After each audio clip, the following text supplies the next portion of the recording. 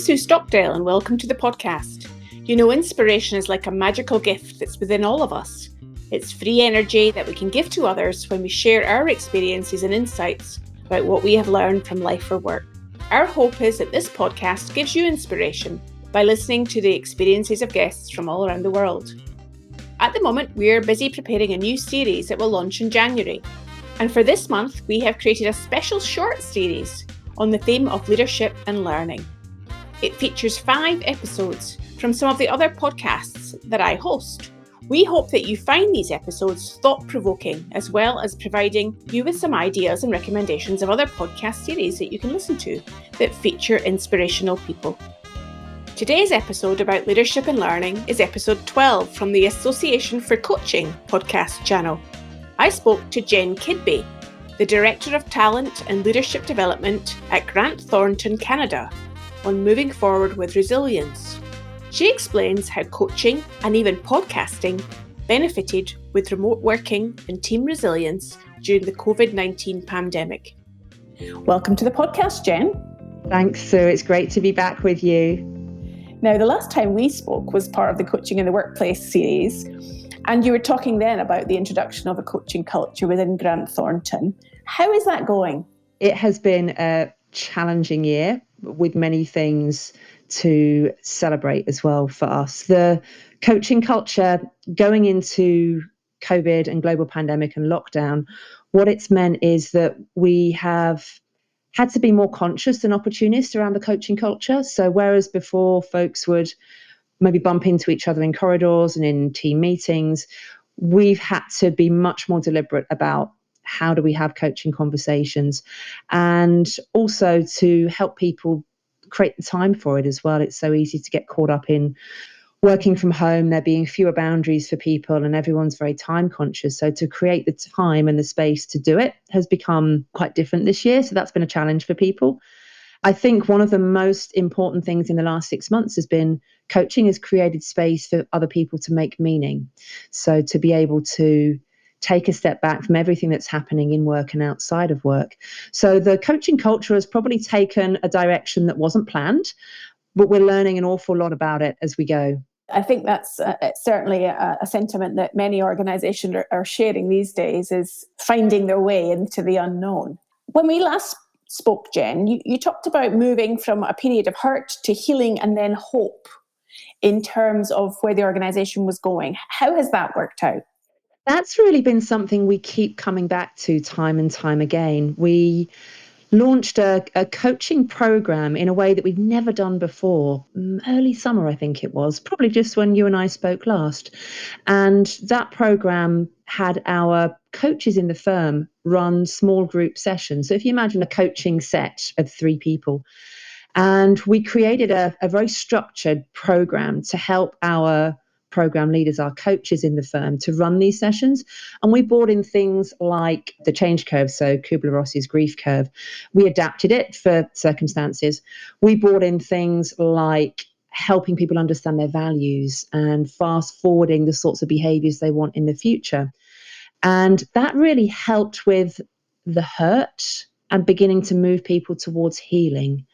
And whilst we've still got people who are all places along that change curve right now, we've just launched this last week a second program, which is more in the hope, more than moving forwards. We've actually called it Moving Forwards with Resilience, helping people to look ahead, develop even greater resilience habits to help them as they move ahead. I think we're more in the healing and the hope now. I know there are some people who've had incredibly tough years who are probably not quite there with us. So we're trying to be really sensitive to that as well and create space for those people, but also look forward. As a business, we have to look forwards. We have to look at how do we not just survive, but how do we thrive going into the coming months. You mentioned when we were off air a moment ago around how podcasting is being used to share stories within the organisation, which of course is a fantastic news for me as a passionate person who loves podcasting. Tell us about how that has worked and what it's all about. This year has been a year of firsts. It's funny how constraints draw out creativity. This year, for the first time ever, we asked all of our senior leaders, so 16, 17, to record a short podcast to talk about their experience of leading through the pandemic and leading an organization through. And given there is no playbook for leading an organization through a time like this, and they didn't know what was going to happen. They didn't know how long this was going to last. So we really wanted to capture that as a moment. So each of them recorded 3 to 4 minutes, and it was as much about their personal journey as a leader as it was about leading in the business. So whilst they spoke about needing to balance speed and quality of decision making, and they spoke about needing to create a supportive environment for others and the need to support our clients, there was a lot about that. There was as much for them personally about how they were struggling at some points, and a real openness and vulnerability. I'm a huge fan of Brené Brown's work around vulnerability, and we draw on it quite a lot when we talk about being courageous and being open-hearted as leaders. And what's been fantastic to hear is the response. So we shared these podcasts with a group of our up-and-coming leaders initially, and then we began to broaden it out. And the feedback has been, it's been so powerful and impactful to hear senior people in our organization to say, hey, I've really struggled as well. And there's some things I'm still grappling with. This is what I'm doing about it. But I'm going to acknowledge and be honest that I find it really tough too. It really gave heart to our participants for them to be able to think, oh, if that's our most senior leader in our business unit having those difficulties, it's kind of okay for me not to be perfect, and okay for me to admit where I'm struggling. And that way we can have a more human conversation about what's happening. So it's been a huge success. I would love to do more of that in our firm. And I think going into the coming months, that's something for us to do even more of. Maybe you're setting the benchmark for those listening to this podcast, that maybe there's a resource they haven't yet tapped into within their organizations, the power of podcast. I think it also speaks to the point about hope that you just mentioned, Jen, around the sense of humanness, that when leaders are authentic, when they demonstrate vulnerability and openness for that matter, that it gives other people perhaps a sense of hope and possibility, because they see that everybody is real. We're all real humans. It's been something that, not just in COVID, but before that, as an organisation, we've really talked about bringing your whole self to work. And I think this year we've really understood what that means. And that's where the messiness as well, the human emotions, the human experience. So it's been challenging for a lot of our coaches to be able to hold a space, hold a conversation that allows for all of that to come to the surface. And that's one of the things that we've been supporting a lot of our leaders with, in setting them up to have these sorts of conversations and giving them some very practical tools to elicit and surface some of that humanness and some of that emotion that's come through.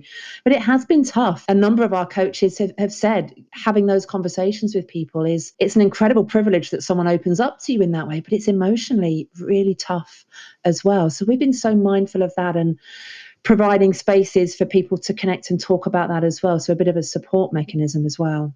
The word coaching supervision is resonating in my head as you say that, Jen. Is that what you're referring to, or something different to support the coaches?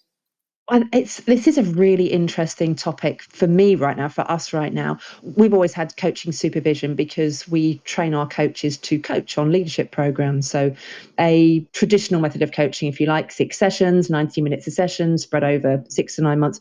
So we've always had supervision in place for that. What I've grappled with, and I think we've grappled with, is what's the space for leaders who are coaches, who are bringing coaching into their everyday life? What do we need to create there? And we've tried a few different things. And one of the things that we're planning to experiment with in the next couple of months is to create almost thinking circles or thinking groups where a small group of coaches can come together. They're maybe not talking about formal coaching so much, but they're talking about, as a leader, this is how I'm trying to bring coaching into everything I'm doing right now. And these are the moments where I've had great success. And these are the moments I know I've missed an opportunity to really bring coaching into life. And what I've started to do is draw on some of the coaching supervision models, so things like the seven-eyed supervisor model, and adapt it, reduce it, make it a little bit more simple for a non-coaching professional to access, but to use it so that leaders can take different lenses on how they're showing up and what's driving some of that behavior. So it's an area I think we've got more to learn in, but it's an area that I think is going to create that space for our very senior leaders who are coaches, for them to be able to make meaning of what they're experiencing and what they're doing. I love it how you're describing, Jen, that sense of experimentation and willingness to step into the unknown, not to have a fixed way of approaching this integration of a coaching culture, to learn along the way. It's wonderful to hear that. One of the things that I've always noticed with organizations when they're introducing a coaching culture is the sense of how do you measure or evaluate the progress that's being made, recognizing that the coaching conversations themselves are confidential. So the coaches aren't going to share with you what's being spoken about in those sessions.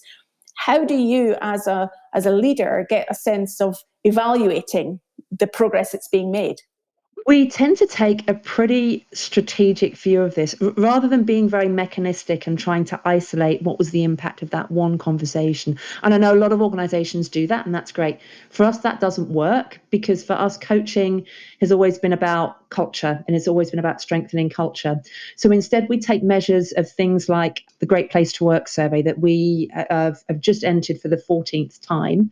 So we look at that data, and when we get recognized as one of the best workplaces for mental health, for workplace flexibility, for women, for example, for us, that talks back to our coaching culture and also our business results. So we often hear stories about how coaching is used with clients. So this year in particular, I was speaking to one of our partner coaches out in Atlantic Canada a month or two ago.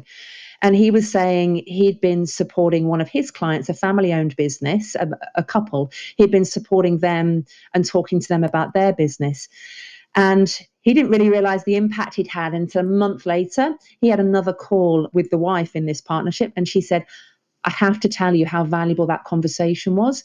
You created a space for us to really use you as a sounding board and to really share what was on our mind and the tough times that we're going through in a really safe way, and in a way that allowed us to take a different perspective. So for us, when we hear stories like that's about our coaching culture, that's because that partner coach has come through our programs, is an active coach, and is aware of the power of listening, the power of open questions. So we tend to measure it in that way. And I know not for every organization that wouldn't work, but for us, those stories and that progression we're making in the business and in our culture is how we measure coaching culture and how coaching works. So I imagine for you, Jen, as the person driving to a degree with everybody else, the coaching culture forward, how do you keep motivated? How do you keep positive? This year, that has been front of my mind, and it's been really tough at some moments, particularly in the height of everything that's happened. There are some moments where coaching has not been the urgent priority that the business has needed. So I've found it really tough. However, I'm so fortunate to work where I do because such value is placed on the human experience at work. And there's a couple of things this year for me that have been quite new, actually. I've strengthened my connections with groups of like-minded people, but outside of the organization. Earlier this year, I set up an OD think tank with senior OD professionals in other organizations, a safe space for us to come together to share our experience of leading change and transformation. That's been amazing. I have my own coaching supervision group, which is outside of Grant Thornton as well. So that's been fantastic. And I've been joining a lot of the Association for Coaching activities, and also the Global Supervisors Network, who have been focusing specifically on coaching supervision. So part of it for me has been about perspective and connecting outside of the system that I'm such a big part of. Another part of it has been, I'm so lucky, I work with an amazing team. I have incredible colleagues who just bring humor and silliness and warmth to so much. And then the other thing that's new for me this year is I've become a yoga teacher. So I completed my yoga teacher training over the summer. So I now teach yoga, which is great for me to feel as though I'm giving back in a very different way through a physical practice aligned with breath and mind, which does have great links with coaching. For me, it's another thing which is outside of the work system. So I've worked pretty hard this year on keeping myself in a good space so that I can help others. I think what you're saying there, Jen, is an important point for any coaches or leaders listening to the podcast, is work on yourself first before you then are able to be effective in engaging, inspiring, motivating, or leading other people. And I think the focus on self is sometimes a really good reminder that we need to hear. And so I love to hear the examples that you're describing there. I'm thinking about the context of leaders listening to this podcast, Jen. What are some of the good practices or ways of working that embed the concept of that coaching culture on an everyday basis? Sometimes people take for granted in organizations the things that they're doing that are actually facilitating the sense of engagement and involvement with people. Are there any disciplines or things that happen naturally within Grant Thornton that you can share with us, examples of good practice? So some of the things we do to help our partner coaches see the impact are through sharing stories. Sometimes it's hard, as you say, when a leader has had a conversation with somebody and then maybe doesn't see them for a month or two, or maybe they work in a completely different part of Canada. Sometimes it's difficult to see that link between the action I've taken and the consequence and the impact. So we come back to a lot of storytelling. Again, we come back to sharing stories locally in business units and regions within Canada. And we also help share stories through podcasts. So our leadership has been sharing podcasts this year, in addition to the ones that I've mentioned already. So it's been through, a lot of it has been through storytelling. And also this year, we've been bringing together some of the leadership teams to support them virtually as well. And that's created a bit of time and space to take a step back, reflect, and make meaning. And I think that's the piece that I mentioned earlier has been tough for me at moments this year. I've seen where we really need to help our leaders create space for themselves. It comes back to what you said, put your own mask on first, or your own oxygen mask on first. And there have been moments where I could feel in my gut that's what we needed to do, and it just wasn't the right time. And that for me was difficult because I could see the impact of not doing that. We are doing it much more now, but there have been moments this year where I think that could have played a really big part. And I think a message for any leader who is listening is to create that space, whatever it is for you, whether it's going for a walk in nature, whether it's listening to music, whether it's yoga, meditation, being with friends, whether it's journaling, which has started to become a big thing in our organization as well, to create that space so that you can join some of those dots. Some great examples there of practical things that people can do, Jen. So looking forwards, what are the next steps on the Grant Thornton journey to develop a coaching culture? Well, the big theme for us is the future of work. So in the next couple of months, we are going to do some information gathering from the firm. We're going to tap into a lot of different people. I'm using a new crowdsourcing tool that we're about to introduce. And we want to take everything we've learned through everything that's happened in the pandemic and use that to help shape the future of the organization. So, for example, one of the questions we've just started asking ourselves is, what's the role of the physical workspace? Where we can now work virtually, most of us can work virtually, what's the function of all of those beautiful office buildings that we've got and pay an awful lot of money for? Is it still to have lots of separate desks and offices and office space, or is there a different purpose? So we're just beginning to turn our attention to what are the aspects of our strategy and culture that can be executed through a physical workspace, and what are those aspects that maybe we don't need a physical workspace for. So we're just on the very start of that journey and starting to ask ourselves some of those questions. And I see it as a really big opportunity, actually, to reimagine what the workspace, but also the workplace and the experience of work can be. So I think that's where coaching is going to show up in a really huge way, because I think that camaraderie, connectivity, our culture, being able to really connect in depth and have those conversations, I think that's going to be a big part of our future of work conversations. Sounding like we're going to be lining up for another podcast next year then, Jen, to find out. That would be fantastic. I'd love to. Find out what happens next. That's a big question to be exploring, and sounds like some courageous leadership to be engaging people in that conversation to set the direction and tone for the future. There's a really strong recognition in our firm that our firm is simply the people in it. We offer services to clients. So the experience we create for our clients comes from the culture that we create and the people who we hire and develop and grow. And so it's about what is it that they need to do their best work to create that sort of experience with our clients. So it's a really exciting journey. I think it's one that will last a number of years as we begin to evolve and shift from where we have been to where we might be in the future. That's brilliant. So if people want to find out more about you and the work that's going on within Grant Thornton Canada, Jen, how might they do that on social media? Are you on LinkedIn or other means that people can find you?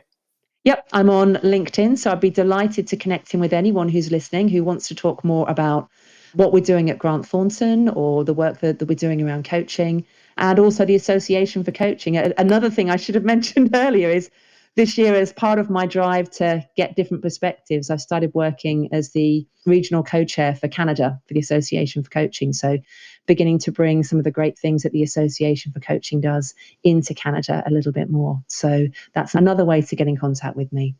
Fantastic. It's been fantastic to talk to you again, Jen, to hear the progress that's been made, to hear your honesty and openness about the journey that Grant Thornton is undertaking.